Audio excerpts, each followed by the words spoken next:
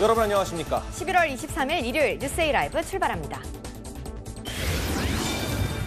다카이치 사나의 일본 총리의 대만 발언 이후 중일 갈등이 나날이 격화하고 있습니다.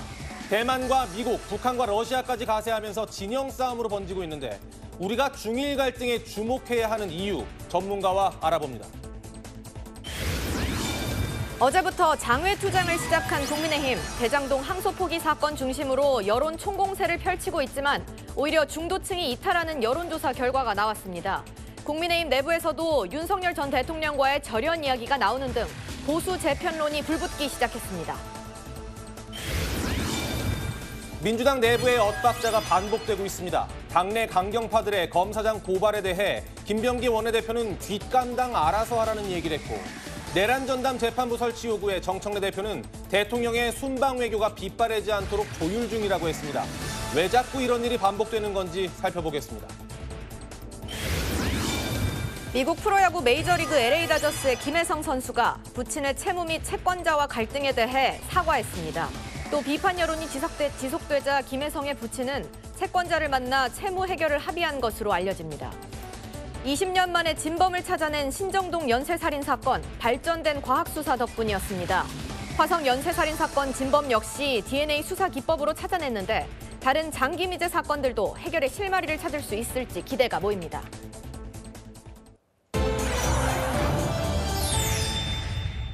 중일 갈등이 진영 싸움으로 번지고 있다. 이 소식부터 알아보겠습니다. 세 분 모셨습니다. 구자홍 동아일보 신동아팀 부장, 강준영 한국외대 국제지적대학원 교수, 장윤미 더불어민주당 대변인 모시고 이야기 나눠보겠습니다. 어서 오세요. 중일 관계가 그야말로 살얼음판입니다. 다카이치 일본 총리의 대만 발언 이후 중국이 전방위적인 보복에 나섰다. 이런 분석 나오는데 중국에서는 일본산 사지 말자 불매운동까지 시작됐습니다. 중국 현지 분위기 영상으로 먼저 만나보겠습니다. 最近这2天比之前少了点。抵制日本所有的衣服。你买的越多，他们的军力就越好。如果你进过来，要不人家不要。那你搞出来就卖不掉。 구자영 부장님, 중국 내부의 분위기가 정말 심상치가 않네요. 그렇습니다. 뭐 일부러 그러는 건지 아니면 자연스러운 이 반일 감정인지는 모르겠습니다만 이 과거 이 2016년이었죠. 우리나라가 이 사드를 배치한 이후에 우리나라 그 유통 기업에 대해서 굉장히 저런 이제 비슷한 했던 모습이 좀 떠오를 정도로 지금 중국 내에서 이 반일 감정이 상당히 좀 격해지고 있다 이렇게 볼 수 있을 것 같습니다. 근데 그럴 수밖에 없는 것이 이 시진핑 3기가 출연하면서 이 시진핑 주석이 약속한 것 중에 하나가 하나의 중국을 공언을 하지 않았습니까?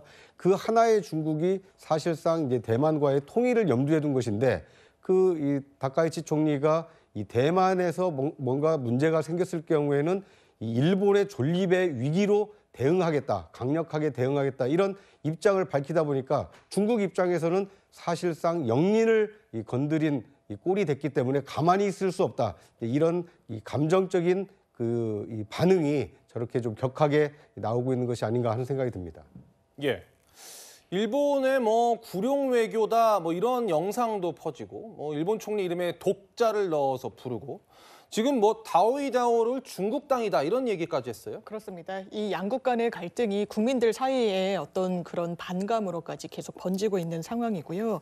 일단 이 현지 언론에 따르면 이 그 영사가 마치 굴욕적인 모습을 보인 것처럼 일본의 영사가 중국의 영사에게 고개를 숙인 것처럼 또 오도하는 일본 입장에서는 오도했다라고 이 또 갈등이 심화되고 있는 부분이 있고 다오의 부속 도사 중국 고유의 영토라고 하면서 일본과 과거로부터 갈등 관계에 있었던 이런 지역 분쟁이 다시금 회자되고 있기도 하고요. 이 부분과 관련해서도 중국에서 먼저 마치 일본의 공무원이 중국 앞에서 고개를 숙인 것처럼 드러내기도 했습니다만 일본 측의 입장을 들어보면 통역이 옆에 배석을 하고 있었기 때문에 귀를 기울이면서 고개를 숙인 부분이 마치 사과를 위한 제스처인 것처럼 호도하고 있다. 이런 또 격가지식의 분쟁, 갈등으로까지 번지고 있는 그런 상황입니다. 네, 구 부장님 그런데 제로판다라는 얘기도 나온다면서요? 이게 뭔가요? 중국의 이제 외교 정책 중에 하나가 이 전랑 외교라고 해서 늑대처럼 이렇게 달려들어서 싸우는 외교도 있지만 사실상 이 많은 사람들이 좋아하는 이 판다를 대여해 줌으로써 네. 중국과 우호적인 나라에서는 중국에만 서식하고 있는 이 판다를 볼 수 있게 대여를 해줍니다. 지금까지 일본에 6마리가 있다가 4마리가 반환이 됐고 내년 2월에 2마리가 반환 예정입니다. 예. 그러니까 판다는 중국에서 대여도 해주지만 외국에서 판다가 태어난다 하더라도 4살 즈음이 되면 다시 중국 본토로 반환을 하게 돼 있습니다. 푸바오도 갔잖아요. 그렇습니다. 우리나라에서 태어난 푸바오가 4살 즈음에 중국으로 반환하지 않았습니까? 마찬가지로 지금 일본에도 이 중국 자이언트 판다가 2마리가 있는데 내년 2월이 지금 반환 시점입니다. 예. 그런데 만약 반환을 하게 되면 다른 판다를 대여한다. 이제 이런 후속 조치 논의가 있어야 되는데 지금 중국 측에서는 전혀 그런 얘기를 하고 있지 않기 때문에 앞으로 이 중일 갈등이 심화되면 일본에는 판다를 더 이상 볼 수 없게 되는 거 아니냐. 중국의 판다 외교가 내년 2월이면 어떻게 드러낼지 좀 귀추가 주목되는 상황입니다. 그러니까 정리하면 중국은 일본 제품도 사지 말자, 일본 여행도 가지 말자, 이제 판다도 안 보내겠다 뭐 이러고 있고 일본 외무성도 중국이 거짓말로 일본 여행 막고 있다 이렇게 반박을 하고 있는데 교수님 사실은 이거는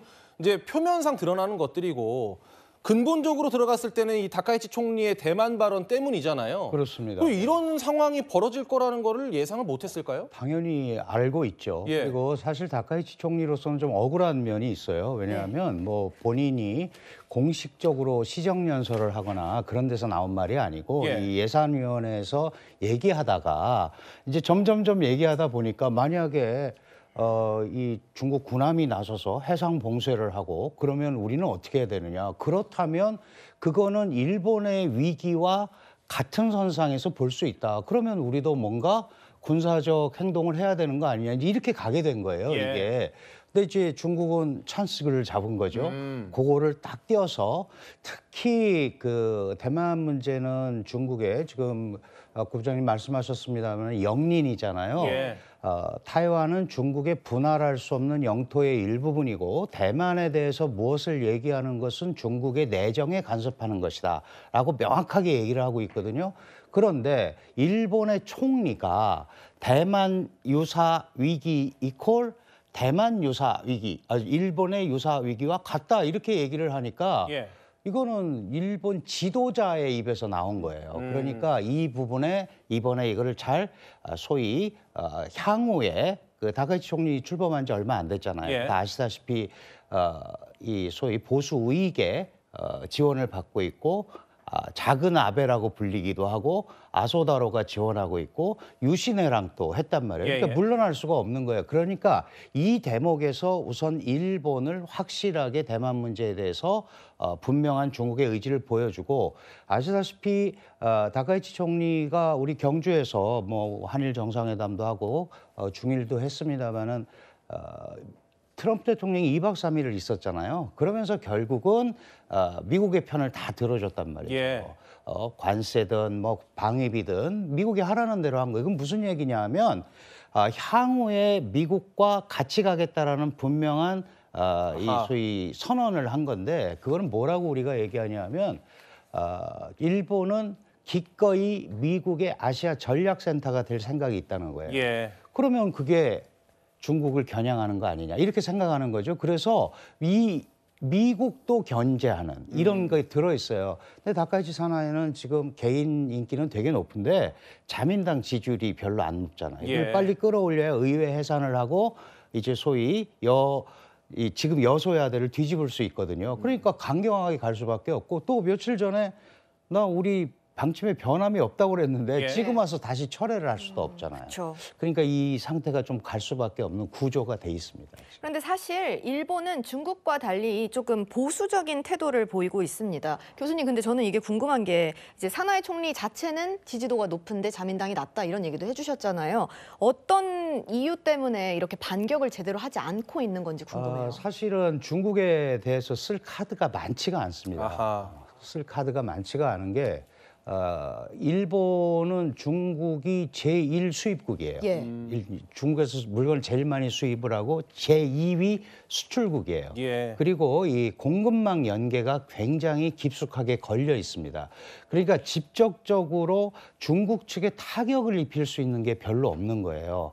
지금 일본이 뭐 여행객이라든가 이런 여행자재, 유학자재 이런 것들은 일본을 필요로 하는 중국이 오는 거잖아요. 근데 일본이 필요로 하는 중국을 가지고 뭔가를 이렇게 압박할 수 있는 이런 카드가 굉장히 적은 거죠. 그러다 보니까 지금 이제 다카이치 사나이는 물론이고 일본 정부 입장은 그거는 기존에 원래 우리의 방침이었고 달라진 게 하나도 없는데 그렇게 과도하게 우리를 몰아붙이는 건 잘못된 거 아니냐라는 일본 내 정부의 시각도 있어요. 그럼에도 불구하고 항상 지도자라는 거는 그래서 그 언사가 굉장히 중요하잖아요. 일본 총리가 했기 때문에 지금 이게 문제가 되는 겁니다. 그러면은 정리해보면 일본 총리가 그 말을 뭐 전략적으로 계산해서 한 것은 아니고 이야기를 하다 보니까 그렇게 말할 수밖에 없어서 한 건데 중국이 교수님 표현에 따르면 찬스를 잡은 거다. 네네. 그래서 강경한 태도로 가고 있다. 그럼 이렇게 해서 중국이 얻는 건 뭡니까?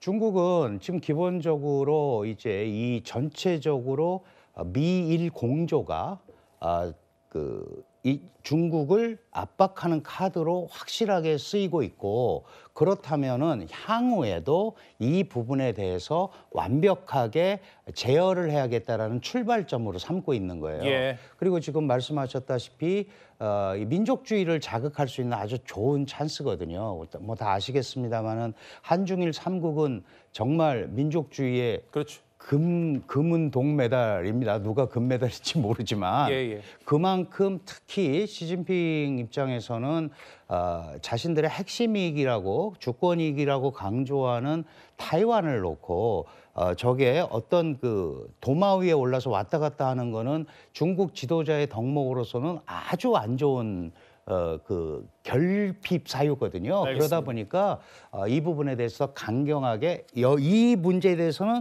향후에도 추후에 물러남이 없을 것이다라는 거를 얘기하는 거죠. 네. 사실 이 모든 갈등의 시작점은 대만입니다. 중국이 일본 제재를 발표하자 대만의 라이칭더 총통이 스시를 먹으면서 일본을 공개적으로 지지하고 나섰는데요. 그 영상부터 보고 오시죠.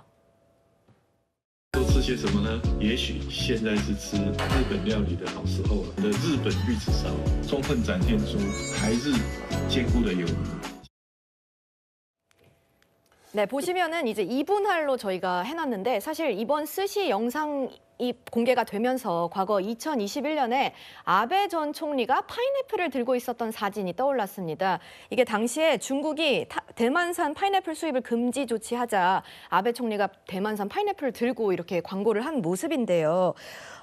대만으로서는 이제 아무래도 일본 편을 들 수밖에 없겠네요. 그렇습니다. 어떻게 보면 중국이 하나의 중국을 얘기하면서 대만과의 어떤 병합, 통일을 지금 추구하고 있기 때문에 대만 독립을 유지하기 위해서는 자신에게 우호적인 나라와 협력할 수밖에 없거든요. 그런데 지금 이 중국과 일본이 갈등 관계에 놓여 있다 보니까 대만으로서는 자연스럽게 중국보다는 일본과 가까운 제스처를 좀 취하고 있는 것으로 보여집니다. 일반적으로 이렇게 외교를 말로 하는 전쟁이라고 하지 않습니까? 그런데 요즘은 이 시청각이 워낙 발달하다 보니까 말만 가지고는 안 되고 저렇게 음식까지 동원해서 내가 일본 음식을 즐겨 먹는다. 대만은 일본과 가깝다라는 것을 저렇게 음식을 통해서 전 세계에 메시지를 좀 발신하고 있는 것이 아닌가 하는 생각이 듭니다. 근데 음식을 들고 나온 게 대만 총통뿐 아니고요. 주일 미국 대사도 일본산 가리비를 들고 나왔습니다. 일본산 가리비 사시미 주문했다 이렇게. 근데 지금 대만 뭐 이런 나라들뿐 아니라 지금 이게 진영 싸움으로 가고 있다라는 그 분석이 나오는데 영상 먼저 보고 이야기 이어나가겠습니다. 日方如果真心想发展中日战略互惠关系，立即收回错误言论，切实把对华承诺体现在实际行动上。 China's provocative statements and coercive economic response, they are very unhelpful and they undermine regional stability. Instead of apologizing for and compensating, Japan is now revising and moving toward becoming military power. 교수님, 가장 이 상황이 우려스러운 지점은 바로 이건 것 같습니다. 그러니까 뭐 단순히 중국과 일본의 갈등이 아니라 이게 진영전으로 비화되면 국제 질서가 전반적으로 혼란해지지 않겠습니까? 네, 지금 지도에도 나옵니다만은 사실 우리 서해가 있고 그 일본과 중국이 지금 센카쿠 열도 랴오이다오라고 하는 그 섬을 둘러싸고 영유권 갈등을 하고 있고 거기를 이제 우리가 동중국해라고 그래요. 예. 그 밑에가 남중국해입니다. 그러니까 이 전체적으로 중국의 해안선을 둘러싸고 남중국해까지 만약에 타이완이라는 지역이 중국의 통제력에 들어가면 미국과 일본의 이 동맹 구조 이런 것들이 이 소위 미국의 입장에서 보면 서태평양 지역의 전력에 결정적인 공백이 생기는 거거든요. 그러니까 타이완을 사수를 해야 되는 거예요. 그 법이 있습니다. 1979년 1월 1일에 미중이 수교를 하면서 대만과 단교를 하거든요. 그러고 나서 4월에 미국의 대만 관계법이라는 걸 만들어요. 그래서 대만을 지원해 주는 법을 만드는 겁니다. 그러니까 그런 게 그대로 유지되고 있거든요. 이런 상황에서 지금 말씀하셨지만 대만은 사실은 일본의 식민 통치를 50년을 받았어요. 그런데도 매우 친일적이죠. 그럼 왜 그러냐 하면 중국의 압박이 너무 세우니까 결국은 대미 대일 외교를 강화를 해야 그 부분에 대해서 소위 견제가 이루어지는 거거든요. 그러다 보니까 자연스럽게 진영적인 모습으로 보일 수밖에 없는 거고 특히 러시아 같은 경우는 미국을 두고 중국과 같은 편이 뭐 수십 년간 그랬고 물론 모든 부분에 같은 생각을 갖고 있지는 않지만 대미라는 입장에서는 공동의 보조를 취하는 거고 북한 같은 경우는 사실 일본에 대해서 우리보다 역사적으로 더 강경합니다. 일본의 침략 그리고 이 수정주의, 역사 수정주의, 왜곡주의 이런 데 대해서 특히 독도 문제에 대해서는 우리보다 훨씬 강경해요. 그게 지금 한국령으로 되어 있음에도 불구하고 이제 그런 것들을 하면서 자연스럽게 이제 중국을 지원하고 일본의 입장에서는 또 할 수 없이 미국과 가까워야 되고 그러면 중국과 마주보고 있는 대만은 당연히 미일 쪽으로 올 수밖에 없는 이 구도가 형성이 되는데 이게 이제 군사적인 요소까지 안고 있기 때문에 우리도 굉장히 주도 면밀하게 살펴봐야 되는 대목이 된 겁니다. 네, 교수님께서도 방금 말씀을 해주셨듯이 우리가 이 중일 갈등에 집중을 해야 되는 이유는 우리나라한테도 미칠 여파가 있기 때문이잖아요. 근데 뭐 단기적으로는 뭐 중국인 관광객이 우리나라로 오면 반사 이익을 얻을 수도 있겠지만 장기적으로 봤을 때 우리한테는 어떤 영향이 있을까요? 사실 표면적으로 보면 경제적으로 뭐 관광객이 우리한테 올 수도 있고 그다음에 일본과 중국이 갈등을 하다 보니까 한국이라는 중간고리를 우리한테 좀 더 가깝게 끌어당기려는 중국의 입장도 있어요. 그거는 단기적으로는 그렇습니다. 중단기적으로는. 그런데 장기적 관점에서 보면 우리는 한미일 삼각 공조 구조를 가지고 있고 한미는 동맹입니다. 그렇다면 이건 제가 지금 무슨 말씀을 드리는 거냐면 중국이 볼 때는 일본 뒤에도 미국이 있고 한국 뒤에도 미국이 있다고 생각을 하는 거예요. 그래서 전략적 관점은 크게 변하지 않습니다. 다만 한미일 삼각공조에 한국의 고리가 제일 약하다라고 생각을 해서 우리 쪽으로 더 좀 가까이 올 수는 있어요. 근데 그거는 전술적 변화입니다. 그리고 실제로 지금 대만 해협 때문에 문제가 생기는데 대만 해협은 우리의 중요 수송로거든요. 우리 수출 물량의 45%가 거기로 움직이고 중동 원유의 80%가 그 지역을 통해서 들어와요. 그러니까 안정, 평화, 안정 유지라는 거는 국제주의 원칙에 의해서 우리가 충분히 기본적인 틀을 얘기하면서 최대한 이 중일 간의 이런 흐름, 갈등의 흐름에 말려 들어가지 않는 이런 전략을 구사하는 게 굉장히 중요하거든요. 그래서 이걸 단순하게 그냥 남북방 삼각구조 틀에서 이렇게 하듯이 그럴 수가 없습니다. 왜냐하면 우리는 북한이라는 요소가 있기 때문에 그래요. 짧게 여쭤봐야 될 것 같은데 저희가 이번에 그 핵 추진 잠수함 문제 관련해서 대만 이야기가 팩트시트에 이제 곳곳 좀 담겨 있기도 많이 하고 나왔습니다. 그러면 우리가 일본처럼 대답을 해야 하는 내용들이 있을 수도 있잖아요. 그렇습니다. 좀 조심해야 될 것 같은데 우리도. 중국이 만약에 중일 갈등이 아니었으면 우리한테 물어봤을 거예요. 그 원잠이나 그다음에 그 팩트시트도 지난 정부 윤석열 정부와 바이든 정부 간의 합의가 그대로 실려 있습니다.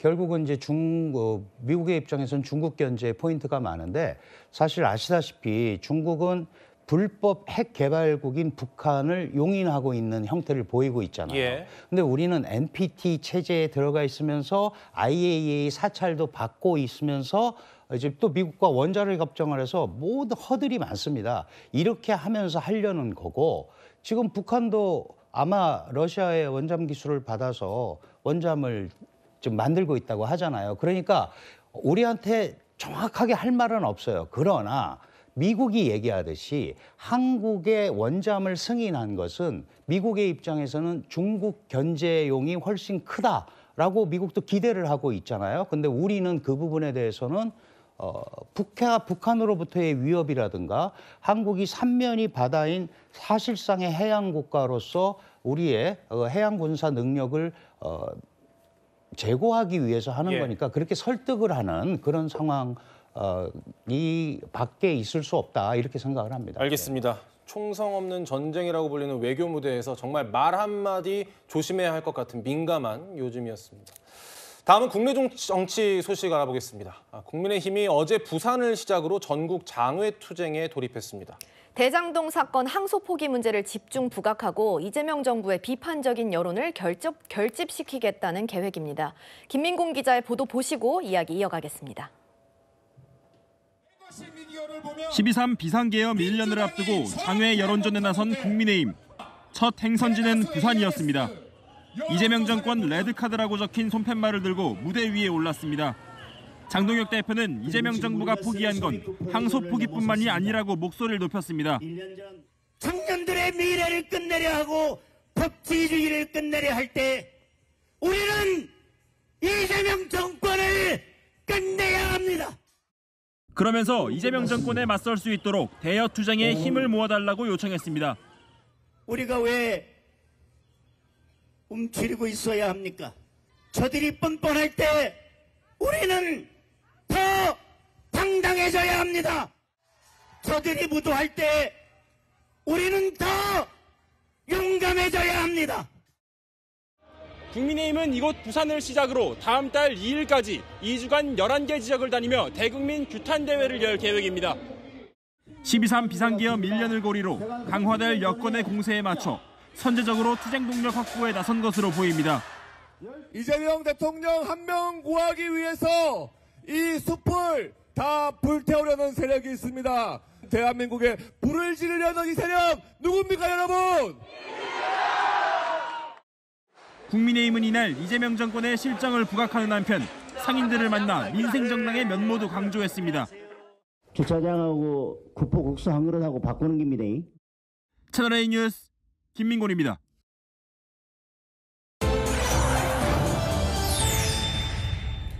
불붙는 보수 재편론이라는 제목이 나왔습니다. 국민의힘이 대장동 항소 포기 사건을 놓고 여론 총공세를 펼치는데 이 소식부터 이민찬 국민의힘 미디어특위 부위원장 그리고 김민주 더불어민주당 부대변인과 또 추가로 이야기 나눠보겠습니다. 어서 오십시오.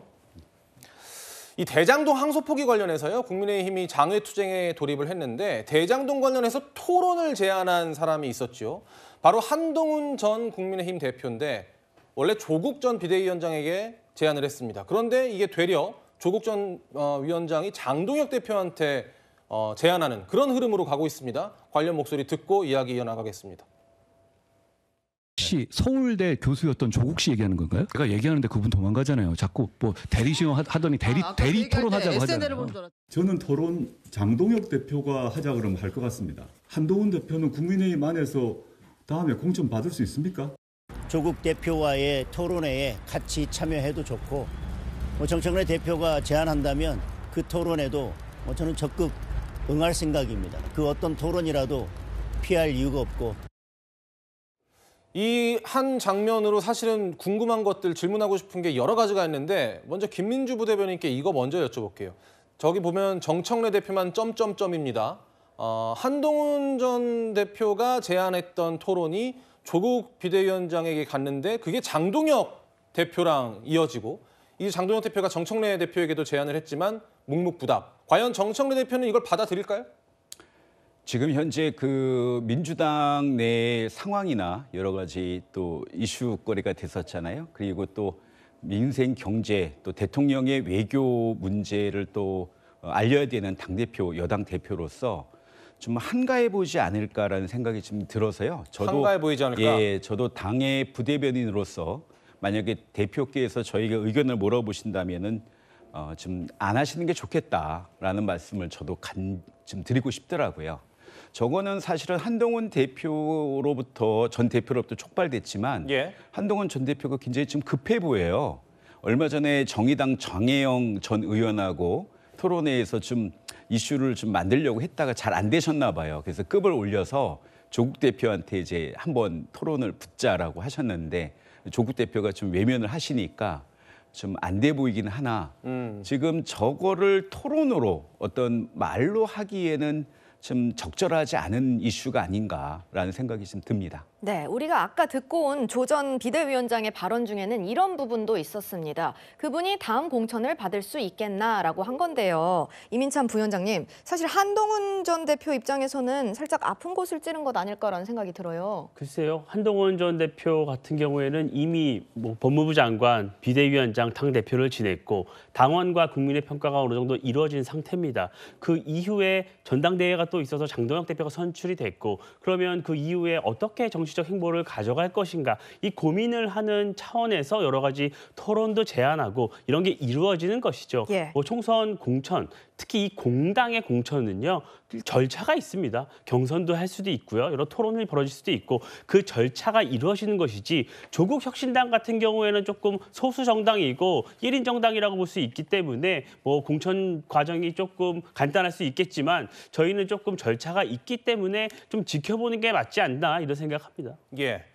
어쨌든 장동혁 대표가 이끄는 국민의힘은 대장동 항소 포기를 놓고 대여 공세에 집중하고 있는 모양새입니다. 그런데 당 지지율은 생각보다 따라주지 않는 것 같습니다. 이와 관련해서 장동혁 대표의 목소리 준비했습니다. 오늘 직접 시민들을 만나서 설득하면서 국민들께서 아직도 이재명 정부가 무엇을 잘못하고 있는지 모르는 부분들이 있구나라고 느꼈고요. 조금씩 결과가 달리 나오는 것들도 있기 때문에 어느 한 결과만 보지 않고 저희들이 해야 할 것에 집중을 하겠습니다. 바로 이 여론조사인데요. 저희가 중도층의 성향별로 중도층이라고 대답한 응답자들의 집중을 해서 보면 이민찬 위원장님, 중도층의 국민의힘 이탈이 두드러진다. 그런데 부동산이나 대장동 항소폭이나 사실은 국민의힘이 여론에 호소하던 포인트들이 있었잖아요. 그런데도 왜 중도층은 국민의힘을 떠난 걸까요? 굉장히 뼈아픈 대목입니다. 당에서도 굉장히 엄중하게 상황을 보고 있고 한 두 가지 정도 생각이 조금 정리가 되는데요. 우선 여러 이슈, 이재명 정부의 실정이 있고 특히 부동산 문제, 대장동 항소 포기 여러 이슈가 있었지만 그 과정에서 야당이 여러 요구를 하고 어떤 주장을 했지만 받아들여지는 모습이 없었습니다. 그러면 많은 국민들께서는 아니 그럼 야당이 야당의 역할을 제대로 하고 있는 것인가? 야당은 왜 그렇게 무기력한가? 이런 말씀을 하실 수가 있어요. 예. 비록 저희가 107석, 의석의 한계 때문에 어떤 여러 가지 관철시킬 수 없는 부분이 있죠. 그렇기 때문에 저희가 부족한 모습이 있다. 이런 것이 국민들께서 아직 평가가 제대로 이루어지지 않고 있다. 이런 모습이 있고 또 하나가 특검입니다. 민주당이 어떤 이재명 정부가 출범하자마자 3대 특검을 만들고 특검이 매일 브리핑을 하고 매일 어떤 영장을 치고 이런 모습이 지속되다 보니까 많은 국민들께서는 아직까지 국민의힘이 제대로 정비가 되지 않는 것 아닌가 이런 두 가지 평가를 하면서 중도층에서도 조금 국민의힘에 대해서 우려를 하시는 게 아닌가 이렇게 생각합니다. 부장부장 평가 들어볼까요? 네, 저는 앞서 그 한국갤럽 여론조사 시점이 10월 셋째 주에 조사할 때는 여야 중도층 지지율이 비슷했다가 한 달 뒤인 11월 셋째 주에는 크게 벌어지지 않았습니까? 예.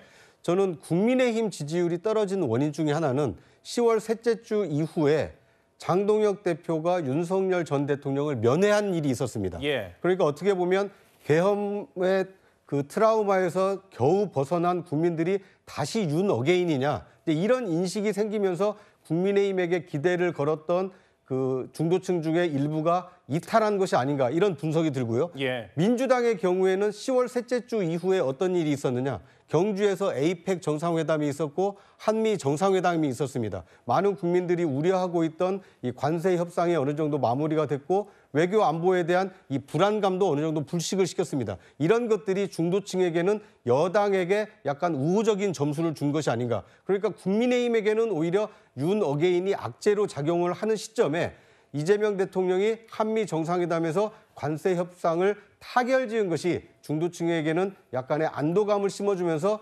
여당에게 유리한 조사 결과가 나온 것이 아닌가 이런 분석이 가능할 것 같습니다. 네, 구부장께서 앞서서 짚어주셨듯이 지금까지는 윤석열 전 대통령 면회 등을 통해서 텃밭 정치의 작업에 주력을 해왔는데요. 국민의힘이 앞으로는 중원 공략에 더 힘을 쏟아야 한다는 주문이 당 지도부에서까지 나오고 있습니다. 목소리 준비했습니다.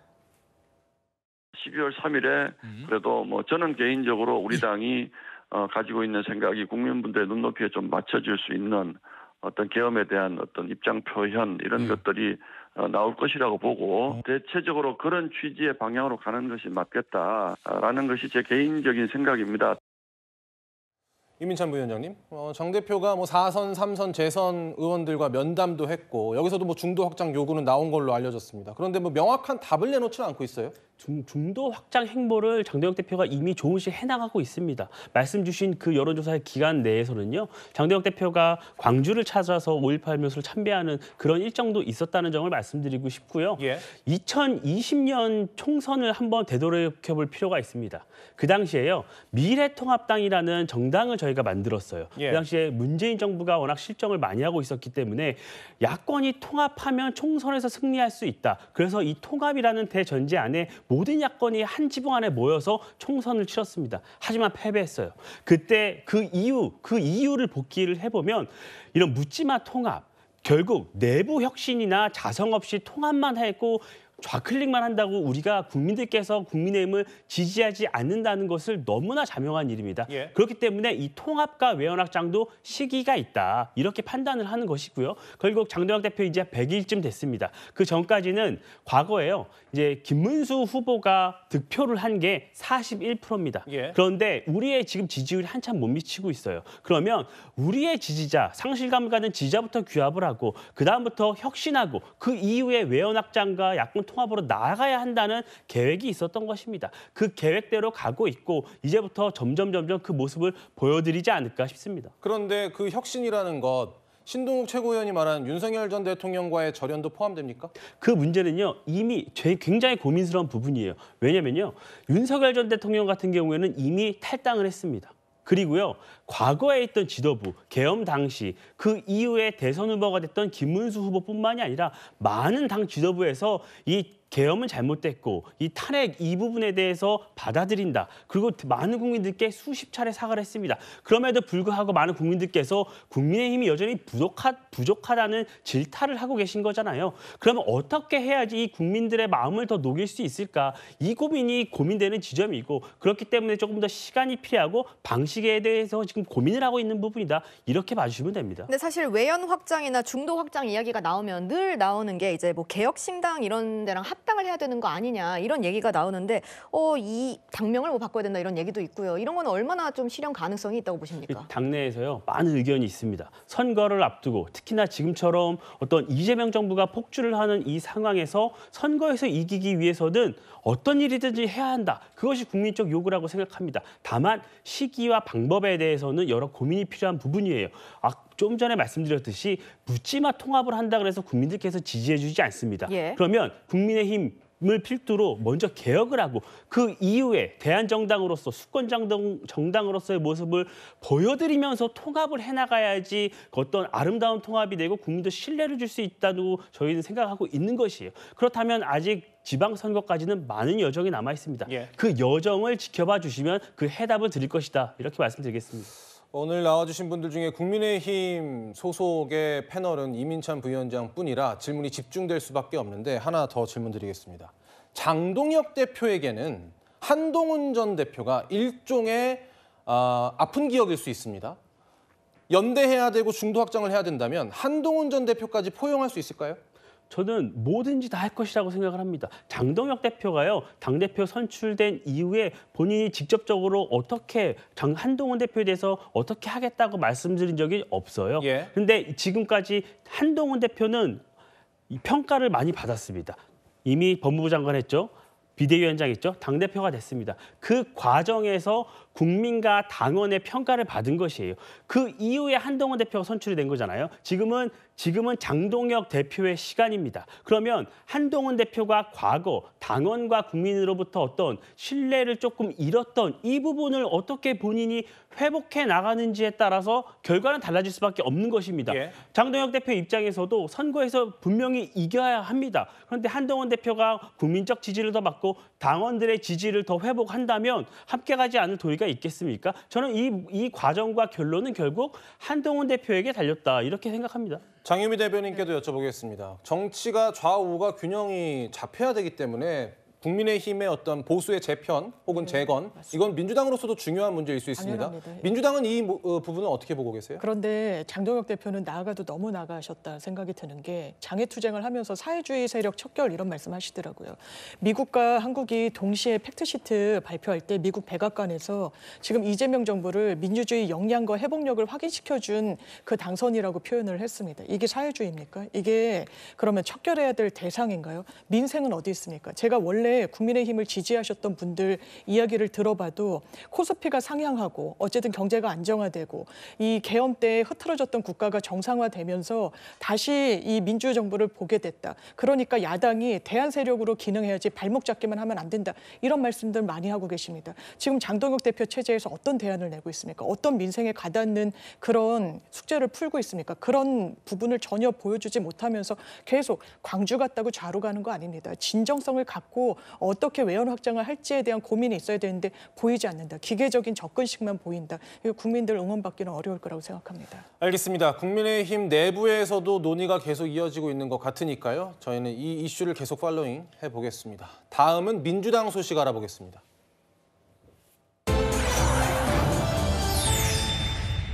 또 삐끗이라는 제목이 나왔습니다. 민주당 내부에서 계속해서 파열음이 나오고 있는데 오늘 전현희 수석 최고위원이 기자회견을 열었는데 바로 내란 전담 재판부 설치 관련한 거였습니다. 지체해서는 안 된다. 조희대 사법부의 내란 종식 방해를 막아낼 확실한 안전장치가 필요하다. 그런데 저희가 민주당 소식을 전해드리면서 이 이야기로 문을 연 이유, 부장부장님. 요즘 내란 전담 재판부 관련 포함해서 민주당 내 소위 강경파라고 하는 의원들과 지도부 간에 엇박자가 나고 있는 것 같아요. 그렇습니다. 이 집권 여당이라고 하지 않습니까? 대통령실 그리고 행정부 그리고 여당이 2인 삼각경기를 하듯이 한 목소리를 내면서 이 안정적인 국정 운영을 위해서 뛰어도 잘 될까 말까 한 것이 국정입니다. 왜냐하면 국민의 이해와 요구가 굉장히 다양하기 때문에 수렴한다는 것이 쉽지가 않거든요. 그런데 여당 내부에서도 저렇게 이견이 노출되면 어떻게 되느냐. 2인 삼각경기 할 때 함께 보조를 맞춰서 앞으로 가지 않고 한 사람은 왼쪽으로 가려고 하고 한 사람은 오른쪽으로 가려다 보면 넘어지지 않습니까? 지금 여당, 집권 여당의 모습이 저렇게 이견이 노출되는 것이 2인 삼각경기로 안정적인 국정 운영을 하기 위해서인지 아니면 내년 6월 지방선거를 앞두고 자신의 정치적 몸값을 높이기 위해서 강경한 발언을 일삼고 있는 것인지 아마 많은 여당 지지층 그리고 중도층 국민들이 맨눈으로 지켜보고 계시지 않을까 하는 생각이 듭니다. 그런데 김민주 부대변인, 원래 정청래 대표는 사법개혁 등 개혁 입법을 연내에 처리하겠다고 굉장히 강하게 이야기를 해왔는데 아까 그림에서 보다시피 이번 내란 전담 재판부 관련해서는 조금 온건한 신중한 입장으로 간 것 같아요. 네. 갑자기 요즘 저희 당내 상황을 보면 황희정승 말이 생각납니다. 이도 옳고 저도 옳다. 지금 이거를 강경과 온건으로 보면은 정확하게 시청자분들이나 당원분들이 이해하기가 어려우실 텐데요. 저는 그냥 더 적나라하게 말씀드리자면 지방선거를 준비하시는 의원님과 지방선거를 준비하시지 않는 의원님으로 보면 더 명확하게 나올 거라고 좀 보고 있고요. 국회의원은 헌법기관입니다. 자기 정치를 당연히 해야 되죠. 그리고 법사위 차원에서도 상임위 차원에서도 정책을 내야 되는 건 당연한 겁니다. 그렇다고 해서 당의 지도부를 우리는 보통 별도로 선출을 하잖아요. 그 지도부를 뽑는 이유는 하나하나 당론이나 세세하게 정책에 대해서 호흡을 맞추자라는 의미가 있는 거거든요. 예. 사실은 당 지도부가 경제와 민생, 그다음에 대통령의 외교 성과를 집중하고 법사위가 검찰개혁, 언론개혁, 사법개혁을 집중하는 것은 큰 틀에서 합의가 본 사항입니다. 그것에 이제 법사위 의원들이 할 일을 했다라는 것도 맞는 거고요. 예. 다만 세세한 부분의 속도 조절이나 이런 거는 당 지도부와 합의해야 된다는 당 지도부 의견도 맞는 겁니다. 그래서 이것도 맞고 저것도 맞다라고 말씀드리는데요. 정청래 대표가 억적게 당정대의 어떤 논의를 더 강화하면서 속도를 분명히 하겠다. 당원들의 우려, 국민들의 우려를 잘 받아들이고 내란 종식 반드시 이루겠다라고 말씀하셨으니까요. 예. 지켜봐 주시면 감사하겠습니다. 네, 내란 전담 재판부 이외에도 이제 대장동 관련 검사 18명 고발을 놓고도 민주당 지도부와 법사위 위원들 사이의 목소리가 갈렸는데요. 영상으로 보시고 이야기 이어가겠습니다. 원내 지도부하고 사전 논의는 없었고요. 충분히 저희가 사전에 얘기를 해왔다라는 거 말씀드리고요. 대통령의 순방 성과가 잘 드러날 수 있도록 해야 되는 시점에 다소 아쉬운 부분입니다. 뒷감당 잘할 수 있죠. 걱정 안 하셔도 됩니다. 그 부분은. 네, 장 변호사님, 사실 이제 법사위에서도 검사장 고발 놓고 뒷감당은 알아서 하라 이런 얘기도 나왔었거든요. 예, 계속 관리는 모습이 보이네요. 그러니까 이 짚어주신 대로 이 법사위원들이 어쨌든 본인들이 정치적인 선택과 행동을 하는 겁니다. 그 과정 중에 좀 아쉬운 부분은 원내 지도부와 함께 이게 긴밀한 논의는 없었던 걸로 귀결되는 것 같고요. 예. 이제 김용민 의원님이 한 이제 라디오 인터뷰 과정에서 충분히 확인했다라고 하는데 그 앞뒤 맥락을 보면 법사위 과정에서 법무부 장관이 출석했을 때 뭐 고발 조치에 대한 어떤 질의응답이 있었던 걸 보이는데 법무부의 기류라는 것도 사실상 처음에는 사의를 표명한 검사장들 사표 수리해주면 안 된다는 기류가 상당히 강했습니다. 네. 왜냐하면 그냥 사표 수리해주면 징계는 못하는 거거든요. 근데 사표 수리하는 방향으로 어떻게 보면 좀 초반에 강경 기류가 좀 잦아들면서 좀 출로를 찾고 있는 와중이었는데 이 부분과 관련해서 갑자기 고발을 하겠다라고 하니까 어쨌든 김병기 원내대표가 무게중심을 잡고 이 부분에 대해서는 좀 제지를 하는 그런 모양으로 이미 수습이 되는 양상인 것 같습니다. 근데 저는 이것도 궁금해요. 지금 그림에 보면 김병기 원내대표가 뒷감당 거기서 해야 될 거다 이렇게 이야기한 게 기자들한테 한 거거든요, 사실. 네, 알고 있습니다. 그 민주당 원내대표실 앞에 모여있던 기자들에게 굉장히 허심탄회한 이야기를 한 거고 다음 그림 보여주시면 어떤 지지자가 내란 전담 재판부 도입을 원내 지도부 주도로 할 수는 없는가를 김병기 원내대표에게 물어보는 문자를 보내니까 강경한 의견을 빙자해서 자기 정치를 하려는 일부 의원 주장은 문제 해결에 도움이 안 된다. 굉장히 강하게 메시지를 냈단 말이에요. 이게 공개적으로 이렇게까지 내는 이유가 있을 것 같아요? 이유가 있을 겁니다. 기본적으로 지도부라고 하면 중도층을 어떻게 마음을 사로잡을까를 상수로 두고 정치를 펼쳐나가야 되는데 지금 아까도 말씀이 나왔습니다만 법사위원들 분들 중에 상당 부분은 또 지방선거를 채비 중인 분들이 계시고 그렇다면 당내 경선 과정에서는 좀 강한 목소리, 당원들한테 소구할 수 있는 부분으로 접근을 하는 것이 아니겠느냐라는 게 김병기 원내대표의 문제의식인 것 같습니다. 예. 때문에 일부 강경 의원들이 자기 정치를 한다는 표현까지 나왔던 부분은 아마 이런 정치 스케줄을 염두에 두고 한 것입니다만 기본적으로 지도부는 정말 중도층 마음을 놓치면 지방선거의 승리는 민주당에도 없는 부분이 있기 때문에 처음부터 다져나가겠다는 그런 의지를 보이고 있는 것 같습니다. 예, 장 대변인님도 그렇고 김민주 부대변인님도 그렇고 지방선거 관련 언급을 해주셨는데 물론 지금 아직 누가 어딜 나가겠다 이게 출마 선언을 한 게 없기 때문에요. 단정적으로 말씀드리기는 조심스럽습니다. 그러나 직간접적으로 이야기가 많이 나왔던 인물들 저희가 그림으로 보여드릴 텐데 최고위원회만 한준호 최고위원, 전현희 최고위원, 김병주 최고위원, 뭐 이현주 최고위원 등등 여러 최고위원들이 지방선거 출마설이 돌고 있고 후보군에 거론이 되고 있습니다. 그러니까 이제 당장 뭐 이번 주부터 줄 사퇴가 예고된다 이런 보도도 나왔는데 부장부장님. 네. 그런데 민주당이 어떤 개혁 입법이라는 이름으로 강하게 추진했던 것들이 지방선거를 앞두고 오히려 추진 동력을 잃을 수도 있다 이런 분석도 나오더라고요. 그렇습니다. 왜냐하면 선거는 이 양쪽의 그 강력한 지지층만 선거를 한 게 아닙니다. 오히려 평상시에는 침묵을 하고 있던 이 중도층이 자신의 의사표시를 적극적으로 어떻게 하느냐에 따라서 여야 당락이 크게 달라질 수 있기 때문에 지방선거 전체 이 선거 승리 전략을 짜는 당 지도부나 아니면 당내 전략가들 입장에서는 지방방송이 너무 많아가지고 원보이스가 못 나가는 상황이 굉장히 안타까울 겁니다. 하지만 이번 지방선거에서 당내 경선이라는 예선전을 통과해야만 본선에 진출할 수 있다. 이제 이런 생각을 가지고 있는 그 출마 예정자들 입장에서는 강성 지지층에게 적극적으로 자신의 목소리를 알려서 강성 지지층의 지지를 받아서 일단 예선을 통과하고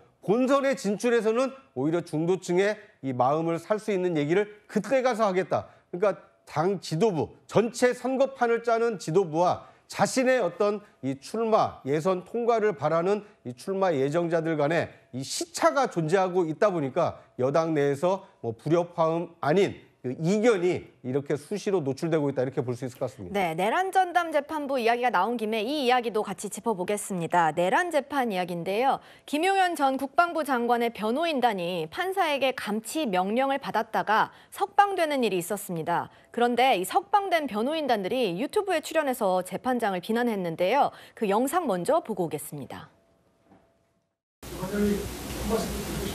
누구십니까? 왜 오신 겁니까? 이 법정은 방청권이 있어야만 볼 수가 있습니다. 퇴장하십시오. 나가십시오. 말씀하시면 감시합니다. 감시합니다. 구검 장소에다 유치하도록 하겠습니다.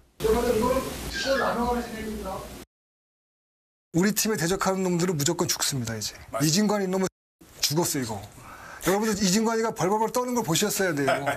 걔 약한 놈입니다. 그거 진관이 그거 전문용어로 뭣도 아닌데 엄청 유색을 떨더라고요. 근데 벌벌벌 떨었습니다. 여러분들 그걸 보셨어야 되는데 감치 재판하고 할 때는 딱 문 걸어 잠그고 하더라고요. 그래서 그 좀 아쉽습니다. 구장부장님, 저게 한덕수 전 총리 관련 재판정에 김용현 전 장관 변호인이 한마디 하겠다라고 하던 그런 장면인 거죠? 그렇습니다. 한덕수 전 총리에 대한 재판의 증인으로 김용현 전 장관이 출석을 한 겁니다. 그러니까 증인이기 때문에 증언을 하면 되거든요. 그런데 그 증인을 변호하겠다라는 변호사가 제가 한 말씀 드리겠습니다라고 지금 재판장에게 얘기를 하는 겁니다. 저는 뭐 법조 전문가는 아닙니다만 일반적으로 저렇게 변호사가 증인을 변호하기 위해서 재판장에게 발언권을 신청하는 경우는 극히 이례적인 상황이라고 합니다. 그러다 보니까 재판장이 이 퇴정을 명했고 이 퇴정에 불응하다 보니까 이 감치, 그러니까 유치장에 그 며칠 동안 묵게 하는 이런 조치를 취했는데 그런데 그 이후의 상황이 또 안타깝습니다. 자신과 그 뜻을 같이 하는 이 변호사들과 함께 유튜브를 촬영하면서 그 재판정에 대한 실명을 언급하면서 굉장히 이 저급한 이 용어를 사용하면서 이 비판을 했습니다. 사법에도 이 금도가 있는 거 아니겠습니까? 재판장에 대한 비판을 하더라도 어느 정도 이 설득 논리를 가지고 비판할 수 있는 이유를 대면서 얘기를 했어야 되는데 저렇게 감정 섞인 얘기를 하는 것이 과연 증인을 위해서 좋을지 아니면 저 얘기를 하는 이 변호사에게 무슨 이득이 있을지 지켜보는 국민들은 얼마나 좀 이 모욕감을 느끼겠습니까? 굉장히 좀 안타까운 장면이 아닌가 하는 생각이 듭니다. 장 대변인, 근데 저 변호인은 그 김용현 전 장관의 본 재판 안에서도 판사를 향해서 좀 저런 태도를 많이 보이더라고요. 맞습니다. 굉장히 재판정을 좀 오염시키고 있는데 지금 이런 행동을 변호사들이 왜 하지 않냐면 이게 자기 사건이 아니잖아요. 대리인이라는 표현을 쓰는 거는 본인의 의뢰인한테 궁극적인 그 불이익이 귀속하기 때문입니다. 이런 부분과 관련해서 대한변협에서도 이거는 징계해야 됩니다. 이 신뢰관계인 동석을 허용하지 않는다라고 지금 재판정에서 엄청나게 문제 제기를 한 부분인데 신뢰관계인 동석은 증언대에 섰을 때 아동이나 성범죄 피해자 등의 굉장히 예외적인 경우에 재판정이 허락을 해주는 겁니다. 김용현 전 장관이 피해자입니까? 아동입니까? 이런 부분과 관련해서 다 맥락을 몰각하고 어떻게 보면 김용현 전 장관의 재판에도 엄청난 불이익을 가져가게끔 하는 그런 행태를 보이는 거 이거는 어떻게 보면 자기의 어떤 정치다. 이거 대한변협에서 강력한 징계해야 되고 서울중앙지방법원에서도 이건 대단히 좀 모욕적이다라고 언사를 냈습니다만 논평은 냈습니다만 더 강경한 이거는 사법부의 정부의 엄정함을 보여줘야 되는 그런 사안입니다. 네, 마지막으로 이 소식도 짧게 짚고 넘어가겠습니다. 대통령실이 청와대로 복귀하는 게 확실시되면서 원래 대통령실 건물의 주인이었던 국방부도 옛 청사로 복귀할 준비를 한다는데요, 구 부장님. 네. 이사 비용도 상당히 많이 든다면서요? 그렇습니다. 이게 무슨 일인가 싶습니다. 그러니까 대통령실 이전도 너무 성급하게 추진하다가 당초 예정보다 훨씬 많은 예산을 집행을 했는데 정권이 바뀌어서 다시 또 이 대통령실을 용산에서 청와대로 옮기다 보니까 이전했던 국방부를 다시 용산으로 이전하기 위해서 200억이 넘는 그 예산이 쓰여진다고 합니다. 앞으로 대한민국 이 국정 운영에 필요한 기관을 이전할 때는 충분한 검토를 거쳐서 그리고 필요하다라면 이 국민 동의 절차를 밟아서 이전해야 되지 않을까 하는 생각이 듭니다. 이 부위원장님, 이거는 하나 좀 짧게 여쭤보고 싶은데 윤석열 정부가 용산으로 대통령실을 옮겼던 그 내용 때문에 사실 여기까지 온 거예요? 맞습니다. 윤석열 정부가 왜 청와대를 나와서 용산으로 갔죠? 네. 대통령 공약이었죠. 근데 윤석열 전 대통령만 공약하지 않았습니다. 그전에 문재인 전 대통령도 수차례 공약을 했었어요. 많은 전직 대통령이 청와대를 나오겠다고 공약한 이유는 구중궁궐에 갇혀서 국민과 소통하지 않으면 제대로 국정 운영할 수 없다는 이유였습니다. 그런데 광화문은 경호가 어렵기 때문에 용산을 택했던 겁니다. 민주당이요, 얼마나 많은 비판을 했습니까? 천문학적인 돈이 이전에 들어갔다고 비판을 많이 했습니다. 그런데 단 5년도 지나지 않은 이 시점에 또다시 그것을 반복해야 될 이유가 어디 있습니까? 저는 이 민주당이 어떤 윤석열 전 대통령을 지우기 위해서 결국 또 천문학적인 돈, 국민의 혈세를 낭비하고 있다. 저는 이렇게 봅니다. 이거는 반론 차원에서 짧게 좀 부탁드리겠습니다. 그렇지 않습니다. 용산의 이응도 대통령이 공약한 적 없습니다. 그러면서 어떤 국방부가 원래 있을 때는 얼마나 많은 인프라가 거기에 있는 겁니까? 그걸 다 형해화하면서 아무런 설득력 없이 용산으로 갔던 겁니다. 그 비용을 지금 국민들이 치르고 있습니다. 그 책임은 윤석열 전 대통령과 국민의힘에 있다는 점 말씀드립니다. 알겠습니다. 정치 소식 여기까지 보고요. 다음은 사건 소식 알아보겠습니다. 얼마 전 배우 나나 씨가 자택에 침입한 강도를 제압해서 화제가 됐죠. 제압 과정에서 강도가 부상을 당하기도 했는데 경찰은 정당방위를 인정했습니다. 최재원 기자입니다. 지난 15일 새벽 배우 나나의 자택 인근 골목. 경찰 순찰차 2대가 경광등을 켜며 들어섭니다. 잇따라 구급차와 경찰 승합차, 소방차도 도착합니다. 흉기를 들고 나나 모녀를 위협한 강도 피의자인 30대 남성을 붙잡기 위해 출동하는 모습입니다. 당시 피의자는 몸싸움 중 흉기로 인한 부상을 입었는데 경찰은 모녀에게 책임을 묻지 않겠다고 최종 결론 내렸습니다. 신체를 보호하기 위한 정당방위였다는 겁니다. 경찰 관계자는 남성이 모녀에게 신체적인 피해를 줬다며 방어 과정에서 입힌 상처가 심하지 않다고 판단 배경을 설명했습니다. 경찰은 남성이 준비해온 사다리를 타고 베란다를 통해 집에 들어간 뒤 나나의 어머니에게 심한 부상을 입힌 걸로 파악하고 있습니다. 이렇게 사다리를 갖다 놓고 넘어갔다고는 하는데. 구속된 남성은 경찰이 체포 과정에서 미란다 원칙을 고지하지 않았다며 법원에 구속적 부심을 청구했지만 기각됐습니다. 경찰은 오는 24일 남성을 구속 상태로 검찰에 넘길 계획입니다. 채널A 뉴스 최재원입니다.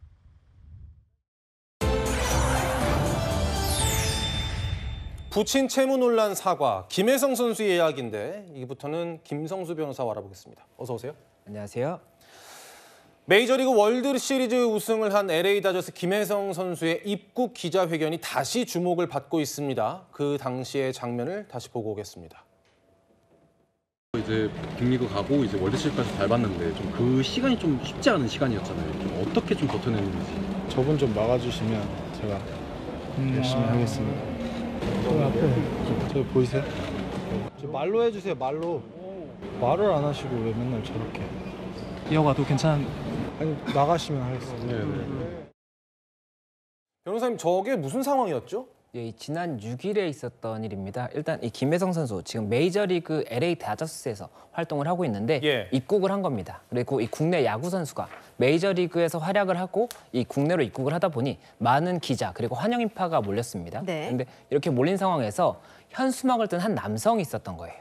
그래서 이 남성에 대해서 지금 김혜성 선수가 화면에서 보신 것처럼 나가면 인터뷰를 하겠다 이런 이제 모습을 보이다 보니 이에 대해서 여러 가지 이야기가 나왔던 부분이었고 이 현수막의 내용을 설명을 드리면 지금 영상에서 나오는 것처럼 이 뭐 LA 다저스에 간 아들과 이런 이야기를 하는데 결국에는 이 김혜성 선수의 아버지로부터 본인이 받을 돈이 있는데 이것을 받지 못했다. 그렇기 때문에 아버지에게 돈을 변제하라고 이야기해달라. 이런 취지의 현수막이었기 때문에 이와 관련해서 어떻게 된 이야기인지 여러 가지 관심을 모았던 그런 사건입니다. 네, 그런데 이 태도가 논란이 되자 김혜성 선수가 이제 사과를 했죠? 예, 맞습니다. 이 김혜성 선수가 22일에 SNS에 글을 올렸습니다. 어제네요? 예, 어제 글을 올렸고 그 내용은 이 당시에 인터뷰와 관련해서 본인이 조금 미숙한 이런 행동을 해서 실망을 드린 점을 굉장히 죄송하다 이렇게 이야기하고 이 김 선생님과 이 김 선생이라는 이 남성과의 이 긴 인연에 대해서 설명을 했습니다. 그래서 간단하게만 말씀을 드리면 이 김 선생이라는 이름이 굉장히 야구 팬들 사이에서도 유명합니다.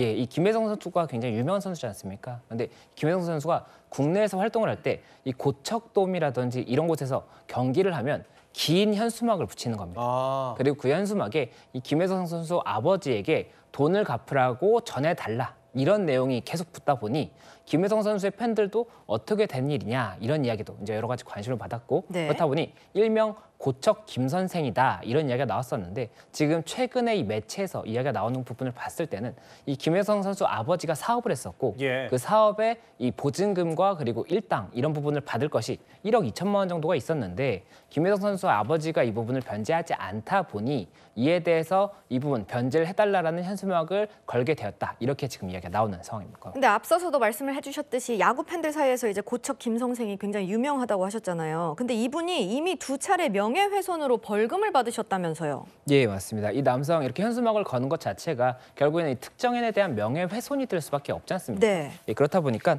2019년에 한번 이 명예훼손으로 벌금 100만 원이 선고가 됐었고 또 2025년에도 벌금 300만 원이 선고가 됐습니다. 그리고 지금 현재 재판 중인 사안도 이 업무 방해에 대해서도 재판이 진행 중이거든요. 그렇다 보니 이런 부분들에 대해서도 불법성에 대한 여러 가지 이야기가 나오는 것이고 또 한 가지가 결국에는 이 채권, 내가 받을 돈에 대한 권리를 주장하기 위한 이런 부분인데 이 김혜성 선수의 아버지로부터 빌린 채권은 결국에는 가족들이 변제할 것이 아니라 이 당사자인 김혜성 선수의 아버지가 이 부분 변제를 해야 되는 것인데 이 부분 관련해서 이 채권 추심법에서 가족에게 이 변제를 요구하면서 불안감을 주는 행위를 한다든지 이런 경우에는 형사처벌의 규정도 있기 때문에 이런 부분까지도 언급이 됐던 그런 사안입니다. 예, 알겠습니다. 김혜성 선수의 아버지가 다음 달에 뭐 5천만 원 변제하겠다 이렇게 약속도 했다고 하니까 이 문제가 좀 원만하게 해결이 됐으면 좋겠네요. 다음은 살인 사건 소식입니다. 어제 밤에 발생한 사건인데 CCTV 영상을 저희가 입수했습니다. 보시죠. 이게 어젯밤 오후 10시쯤에 용인시에 있는 CCTV인 것 같습니다. 저기 걸어가는 남성이 보면요. 지금 자세히 확대해서 보면 맨발의 상황입니다. 맨발로 걸어가는 20대 남성입니다. 이 20대 남성, 자신의 어머니, 70대 여성을 살해한 그 남성입니다. 어떤 일이 벌어진 겁니까? 예, 용인시 기흥구에 있는 한 아파트에서 발생한 사건입니다. 지금 방금 영상에서 보신 것처럼 이 남성이 맨발로 도주하는 이 CCTV가 이제 공개가 된 상황인데 지금 현재 70대 어머니를 이 남성이 흉기로 여러 차례 공격을 해서 결국 어머니가 사망에 이른 이런 사건이고 지금 이 현장에서 도주하고 20여 분 만에 긴급 체포가 됐답니다. 그래서 존속 살인 혐의로 일단 수사기관에서 이 부분 어떤 혐의가 있는지에 대한 경위를 파악하고 이 필요한 경우에는 영장을 청구하겠다라고 했는데 지금 이 살인 사건 같은 경우에는 통상적으로 영장이 청구되는 것이 이 당연하다고 볼 수가 있기 때문에 아무래도 영장 청구와 관련한 여러 가지 혐의점들을 보고 있다 이렇게 보이는 상황입니다. 그런데 도주라고는 하지만 저렇게 맨발로 휘적휘적 걸어가는 모습이 도주라기보다는 활보한다는 표현이 더 어울리는 그런 영상이었는데 전 물론 이제 경찰 조사나 이런 것들이 더 이루어져야겠지만 저 심리 상태 어떻게 볼 수 있을까요? 예, 일단 이 심리 상태에 대해서는 아무래도 맨발로 나왔다는 것 자체가 이 부분 본인도 당황한 부분을 표현하는 것일 수도 있고 그럴 수 있다. 아니면 급하게 나오는 부분 이런 부분도 표현할 수가 있습니다. 아니면 신발에 뭐 혈흔이 튀었다거나 이렇게 해서 증거를 인멸하기 위해서 하는 그런 부분일 수도 있는 것입니다. 그리고 지금 현재 CCTV 같은 경우가 이 아파트 바로 앞이 아니라 상당히 거리가 이제 있는 부분이기 때문에 이 당시에는 당황해서 급하게 나왔다고 하더라도 이 거리가 나온 상태에서는 이제 어느 정도 이 좀 흥분된 상태가 가라앉아서 천천히 걷는 모습이 찍힌 것이 아닌가 이런 추측도 가능하기 때문에 일단 여러 가지 가능성을 두고 수사가 진행되지 않을까 생각이 듭니다. 알겠습니다. 사실 지금도 수많은 살인 사건들이 일어납니다. 뉴스에 다 나오지 않을 뿐이지 살인 사건은 많이 일어납니다. 그런데 저 남성 20여 분 만에 잡혔습니다. 지금 요즘 시대에 일어나지 않는 살인은 연쇄살인이 잘 안 일어납니다. 바로 잡거든요. 그런데 과거만 하더라도 20년 전만 하더라도 잡히지 않았던 범인이 있습니다. 신정동 연쇄살인으로 불렸던 장기미제 사건. 20년 만에 범인 잡았습니다. 잡을 수 있었던 이유, 바로 우리의 발전한 과학 수사 기술 덕분이었죠. 그리고 경찰관들의 집념 덕분이었습니다. 목소리 듣고 오시죠. 살인범은 저승까지 추적한다는 각오로 장기미제 사건의 진실을 범인의 생사와 관계없이 끝까지 규명하겠습니다. 사실 저희가 어제 단독 보도로도 전해드렸는데요. 이 용의 남성이 신정동 범인이 전과 10회가 이상이 있었다면서요. 예, 맞습니다. 이 사건 같은 경우 지금 서울 양천구 신정동 살인 사건이라고 해서 2005년에 이 두 차례의 여성의 시신이 발견되면서 이와 관련해서 여러 가지 조사가 진행이 됐었지만 미제로 남았던 사건입니다. 그리고 이 부분 관련 여러 가지로 이제 왜 이렇게 미제였던 것이냐 이런 이야기도 나오고 있는 상황인데 지금 현재 파악하고 있는 이 남성 같은 경우에 2006년에 이 강간치상 혐의로 체포가 돼서 이 부분 수감 생활이 있었는데 그 이전과 이후에도 이 전과를 확인해 보니 성범죄를 포함해서 전과 10범 이상인 이 남성이었다고 합니다. 그런데 이 남성의 DNA를 뭐 의료기관을 뒤져서 찾아서 새로 발전된 기술로 통해서 이번에 확인이 된 거라면서요. 네, 맞습니다. 이번 사건 같은 경우가 이 DNA 기술의 발전이라든지 그리고 이 수사 정보 자체가 전산화가 되면서 굉장히 많은 협조가 가능해진 부분이 있거든요. 그렇다 보니 그런 부분들을 보여주는 이런 사례다라고 볼 수가 있는 것인데 이 부분 사건이 2016년에도 한번 DNA 검출과 관련한 이런 업무가 진행이 됐었는데 당시에는 DNA가 안 나왔던 겁니다. 예. 그런데 2020년에 진행을 할 때는 2005년부터니까는 15년이나 지났지 않습니까? 이때는 이 시신을 묶었던 이런 이 형체들에서 DNA가 검출된 겁니다. 동일한 DNA가 검출이 됐고 이 DNA를 이제 어떻게 그러면 파악할 수 있느냐 이렇게 해서 굉장히 많은 사람들을 용의선상에 올려놓고 DNA를 대조를 해본 겁니다. 그런데 나오지가 않았었고 그러다가 이제 수사 정보 자체가 이제 전산이 많이 올라왔지 않습니까? 그렇다 보니 이런 뭐 범행 수법이라든지 다른 지역 이런 것들도 다 파악하는 과정에서 또다시 용의선상에 있는 사람들을 특정을 할 수가 있었고 그리고 그런 와중에도 이 살아있는 사람들에 대한 DNA를 대조했을 때는 안 나오다 보니까는 혹시나 사망한 것은 아닐까라고 생각해서 사망한 사람들을 다시 용의선상에 올린 다음에 그 중에서 이 사망을 했기 때문에 DNA를 확보할 수가 없지 않습니까? 예. 이 물건이나 이런 건 다 변형이 되거든요. 그렇다 보니 어떻게 할 수 있나 이제 검토를 하는 와중에 병원에 검체가 있고 이것을 통해서 DNA를 확보할 수 있는 이런 부분을 파악을 해서 확인을 한 결과 결국에는 이 남성이 DNA가 일치한다라는 확인이 나온 상태였고 그리고 당시에 이 교도소에 같이 재소가 되어 있던 이 사람들에게 물어본 결과 이 남성이 본인이 뭐 사람을 죽여봤다라든지 이런 굉장히 구체적인 이야기를 했던 정황도 파악이 됐기 때문에 아무래도 용의자가 검거되었다 이렇게 지금 보고 있는 것 같습니다. 진범을 찾았지만 뭐 이미 사망한 상태라 공소권 없음이라서 수사가 더 되기도 어렵고 피해 보상을 받기도 어렵고 하지만 어쨌든 진범이 밝혀진 것만으로도 진전된 결과를 내놨다 이렇게 볼 수 있는데 화성 연쇄살인 사건의 경우에도 저희 채널A에서 단독 보도해드렸습니다만은 진범을 DNA로 잡았잖아요. 예, 맞습니다. 이 화성 연쇄살인 사건 같은 경우에도 영화도 있을 만큼 굉장히 많은 이 의문을 가졌던 이런 사건이었는데요. 결국에는 이 진범이 DNA를 통해서 특정이 됐습니다. 이 여러 건의 사건들 중에 3건 정도의 DNA가 일치하는 이 당사자가 나왔었고 그리고 이 DNA를 대조해보는 과정에서 당시에 이 교도소에 수감되어 있던 이춘재가 이 부분 일치한다라는 파악이 됐고 그다음에 이춘재에 대해서 여러 차례 신문을 진행합니다. 이 신문을 진행하는 과정에서 결국에는 본인이 이 DNA가 일치했던 사건 그리고 그 외의 사건들에 대해서도 자백을 하면서 결국에는 진범이 밝혀졌던 그런 사안이 있었습니다. 그리고 이 사건 외에도 뭐 대전 국민은행 강도 사건이라든지 이런 사건들 같은 경우도 굉장히 장기 미제 사건이었거든요. 그런데 이때 당시에 이 여러 가지 증거들이 보관돼 있는 이 부분에서 DNA가 검출이 되면서 DNA를 통해서 수사기관이 굉장히 많은 도움을 받아서 이 부분 검거가 이루어지고 있다 이렇게 볼 수 있는 겁니다. 근데 사실 우리 한국 역사상 뭐 3대 미제 사건 이런 것들이 있잖아요. 그래서 앞으로도 아직 해결이 필요한 사건들이 있을 텐데 좀 이번 DNA 기술 발전으로 좀 도움이 될 거라고 보십니까?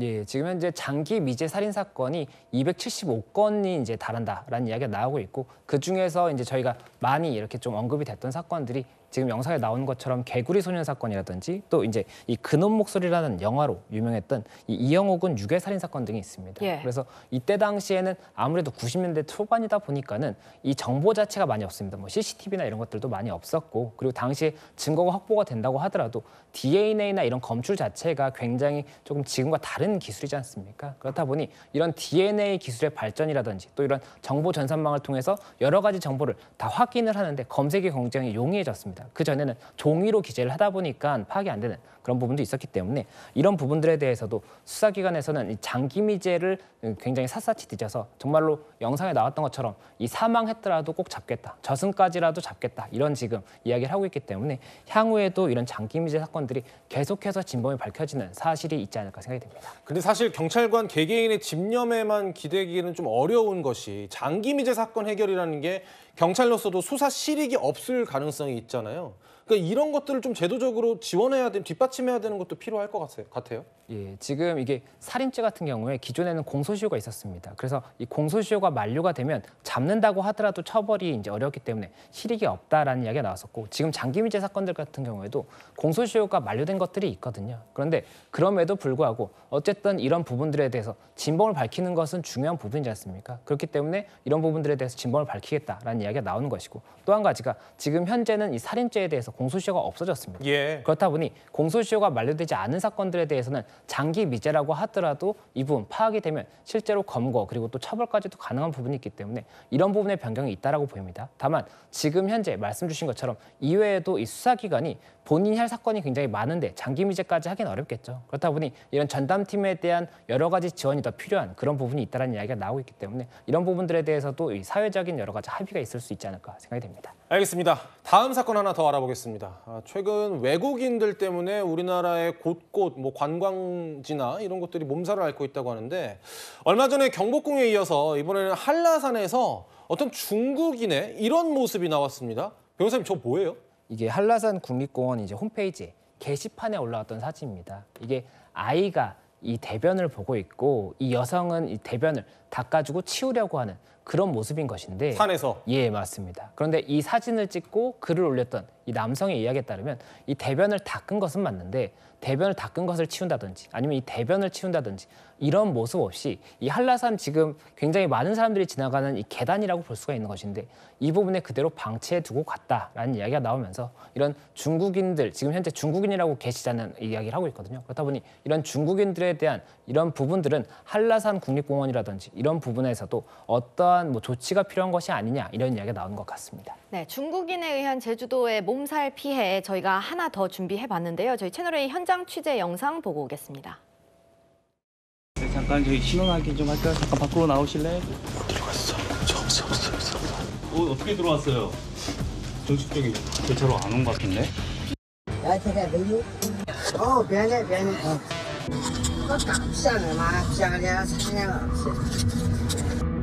Can we get a warning first? Can you ask them? Because we didn't know.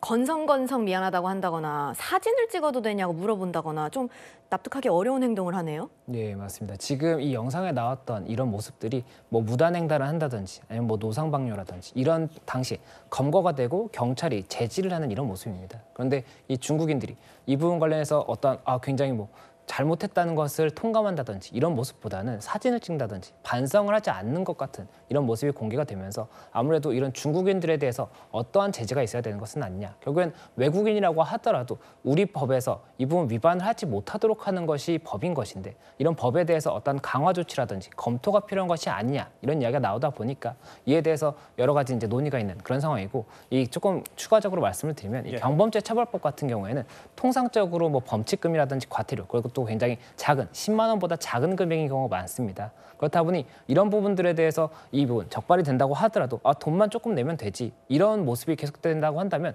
결국에는 이런 부분이 계속해서 가속화될 수밖에 없는 것이고 또 지금 현재 제주도 같은 경우가 외국인들이 많이 오는 그런 이제 장소입니다. 그리고 출입국관리법 위반이라든지 이런 것들에 대해서도 이 부분 위반을 하면 한국에서도 굉장히 크게 처벌될 수 있다라는 것이 공유가 된다라고 한다면 중요하겠지만 그 부분 중요할 것 같습니다. 알겠습니다. 물론 중국인만의 문제는 아닙니다. 어떤 외국인 관광객들 그리고 우리도 다른 나라에서 저렇게 하면 안 되겠습니다. 60초 후에 돌아오죠. 다음 주 잦은 비 소식이 있습니다. 수요일부터는 초겨울 추위가 찾아온다니까요. 독감 조심하시길 바랍니다. 일요일은 뉴스데이 라이브. 여러분 고맙습니다.